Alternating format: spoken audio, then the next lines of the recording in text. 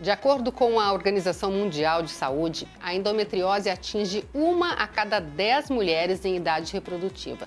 Afeta 176 milhões de mulheres no mundo. Quem tem a doença sofre com muitas dores. A boa notícia é que existem alimentos que podem ajudar nesse tratamento, a reduzir o desconforto.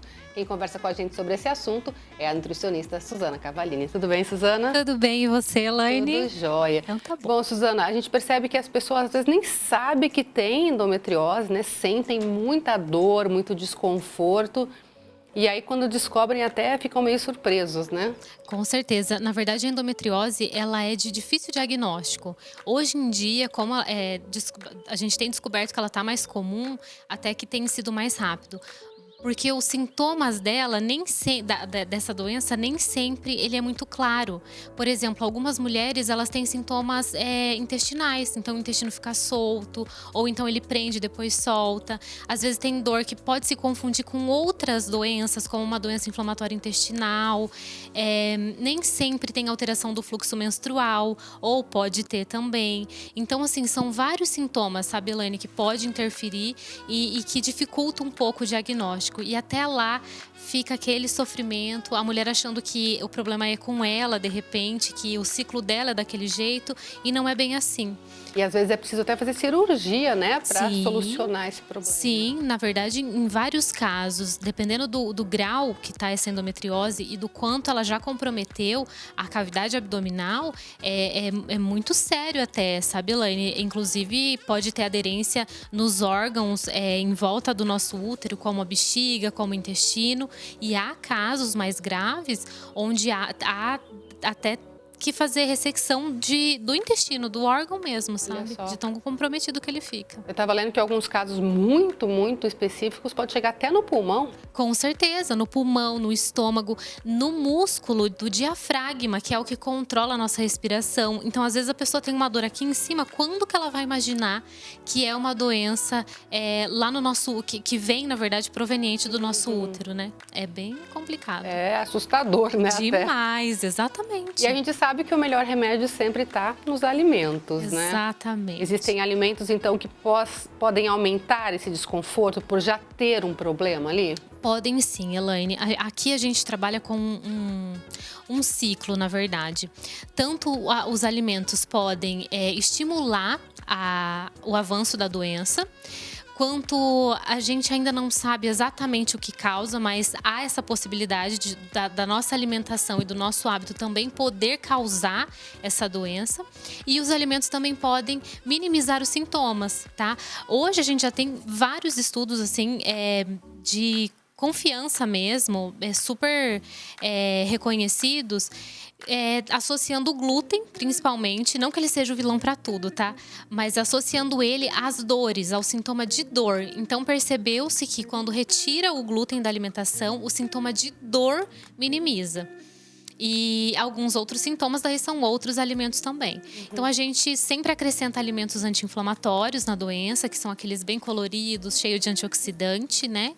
E quando, dependendo da pessoa e dependendo do caso, a gente pode também trabalhar com alguns suplementos fitoterápicos, que também tem um efeito bem legal. Para o pessoal que não sabe aí onde encontra o glúten, principalmente nas farinhas, é isso? Principalmente farinha de trigo, centeio, cevada e a aveia, quando não está escrito que é uma aveia sem glúten, porque a aveia, ela pode ter contaminação pelo solo com que ela é plantada. Se ela é plantada num solo onde já foi plantado trigo, então ela também vai ter o glúten. E até esse mínimo pode prejudicar a pessoa que já está comprometida. Dependendo do volume que ela consome, sim. Dependendo, não. Então, se é uma pessoa que vai consumir muita aveia todos os dias, aí acaba que compromete, sim. Mas se não, uma vez ou outra na semana, daí também não tem tanto comprometimento assim. E aí é muito complicado porque a gente sabe que a brasileira gosta muito de um pãozinho, né? No café da manhã, né? Exatamente. É assim, Helene, a gente também não pode ser radical. Se isso faz parte do dia a dia daquela pessoa e se tem um sentimento por aquele alimento, eu acho que até prejudica um pouco a parte psicológica da pessoa, sabe? Então, assim, uma vez ou outra, tudo bem. Agora, se fizer parte da rotina, de segunda a segunda, aí é complicado. De repente, a gente pode dizer, Suzana, para a mulher testar, por exemplo, se come pão todos os dias, por exemplo, que é um hábito brasileiro, né? Sim, Então, de repente, ela deixar de comer por uns dias para testar, para ver como o organismo reage. Isso é legal de fazer em Com casa? certeza. Inclusive, não só o glúten, sabe, Elaine? A gente tem comprovação. Mas a carne vermelha também está bem associada. Então, assim, a gente tem que trabalhar com exclusão gradual, justamente para a gente ver se para aquele indivíduo qual alimento que ela é mais sensível, qual alimento que ela responde melhor, né? A exclusão de qual alimento ela responde melhor. Então, sempre assim, vai testando, de repente depois inclui novamente, vê como a pessoa reage. Mas, via de regra, dependendo do grau, se for muito grave, a gente precisa, sim, trabalhar com um pouquinho mais de seriedade nessa exclusão, para depois a gente ir soltando. Agora, Suzana, quando se fala em carne, a gente fala também em proteína, que é super importante, né? E aí é importante também ter uma orientação nutricional, não cortar do nada, tira a carne, acabou a carne, porque daí pode faltar também em outros pontos, né? Com certeza, e não só da carne, né, Elaine? A gente falando das farinhas mesmo. As pessoas, às vezes, elas realmente têm esse radicalismo. Então, é sempre importante procurar uma nutricionista que entenda do assunto, para que não te falte nutrientes, né, de um outro lado. Então, a gente tem outras milhares de fontes de proteína que não seja a carne vermelha, tão saudável, até mais saudáveis que ela, sabe?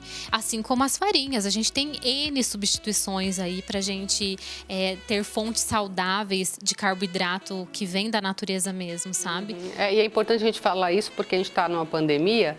E aí a gente tem que tomar muito cuidado com a imunidade também, então não sai cortando aleatoriamente as coisas, né? E às vezes a pessoa tem tanto medo, Elaine, e ela se priva tanto, porque é tão desconfortável ela ter o sintoma da endometriose, por exemplo, que ela corta tudo por medo de ter aquele sintoma novamente, sabe? E isso também não é legal. Na verdade, isso acaba que pode até prejudicar ainda mais, dependendo do tipo de substituição que ela faça, sabe? Porque a gente, são coisas minuciosas, a gente tem que trabalhar como todo, sabe? Exatamente. O que é legal de aí, então, implementar, de repente, aumentar um pouquinho o consumo para também ajudar o organismo a reagir a tudo isso? Mais uma vez, os alimentos ricos em antioxidantes. São aqueles alimentos coloridos, alimentos roxos, como a uva, a beterraba, os laranjados, como a cenoura, laranja. Frutas cítricas. Frutas cítricas também, que é riquíssimo em vitamina C, que é um antioxidante poderosíssimo.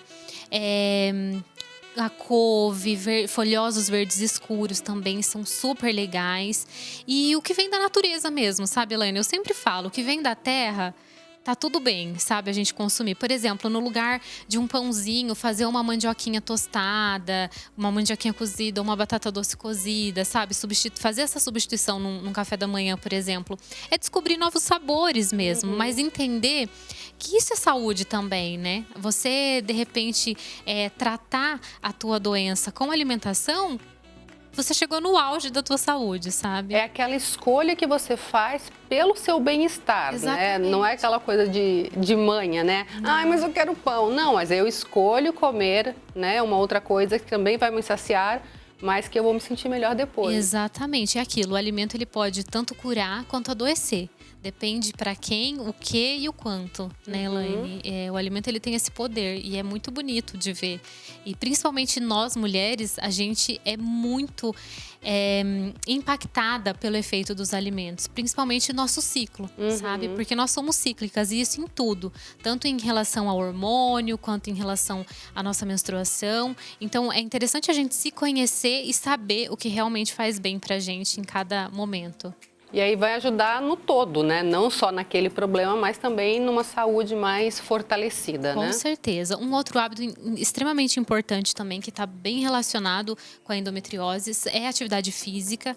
E um outro também, que é o sono, que é extremamente importante. Aliás, dormir bem é importante sempre, né? Pra tudo, Elaine, pra tudo. É impressionante. A nossa saúde depende disso. O nosso corpo precisa de descanso. E a gente precisa entender que ele precisa disso. Exatamente. E cuidar, né? Exatamente. Muito obrigada mais uma vez. Eu que agradeço, pela participação.